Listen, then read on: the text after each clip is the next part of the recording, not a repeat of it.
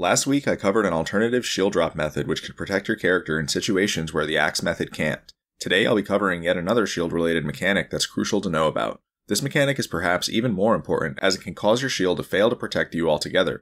The mechanic I'm referring to falls under a family of mechanics that are light shield related, as can be seen in this post by Cardano. While these are all useful mechanics to know about, I'll be sticking to the one that I consider to be the most important in today's video. This mechanic is called Analog Digital Transition. Analog Digital Transition, or ADT for short, is a mechanic that constantly swings interactions in competitive play. As for the reason this happens, you may find it hard to believe. Melee's code states that if your character makes it to the digital shield press on the first frame, then their shield will protect them as you'd expect. However, if you're pulled in a light shield value for a frame before making it to digital, then your character won't be protected on frames 2 and 3 specifically. This polling sequence is called Analog Digital Transition, and what it means is that shielding suffers from a luck factor. The luck factor exists because on a stock Gamecube controller, you have to physically make it through the light shield range before you can access a digital press.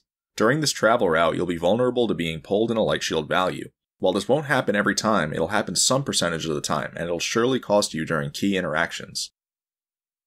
Fortunately, there's a way to make your Gamecube controller immune to ADT.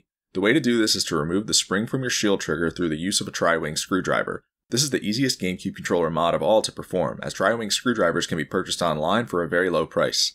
From there, all you have to do is remove the spring from your trigger and snap it back into place. This will remove the possibility of the ADT polling sequence occurring, as your trigger will no longer be able to generate light shield values. As you can see, Fox is able to go directly into digital shield through the use of a springless trigger. The hardware mod I just showed you is essential for Gamecube controller users to perform. It's always best to remove the spring from your primary shield trigger so that you can guarantee a shield that protects you. From there, what should be done to your other shoulder trigger is debatable. If you want to retain access to light shielding with a shoulder trigger, then you'll need to keep a spring in this trigger. However, there are players like myself who value the improved feel of wave dashing out of shield with a second springless trigger, and so that option exists as well. It's viable to play Melee this way because you can still light shield in key situations through the use of the Z button, and so removing both springs is worth considering. That wraps up my video on Analog Digital Transition. While there are other light shield related mechanics worth discussing, I wanted to focus on this one for now because of how important it is. I'll likely come around to covering some of the other mechanics that are listed in Cardano's post, but for now I'll be sticking to mechanics that come up more often. My next video will air in a week, so make sure to be here then.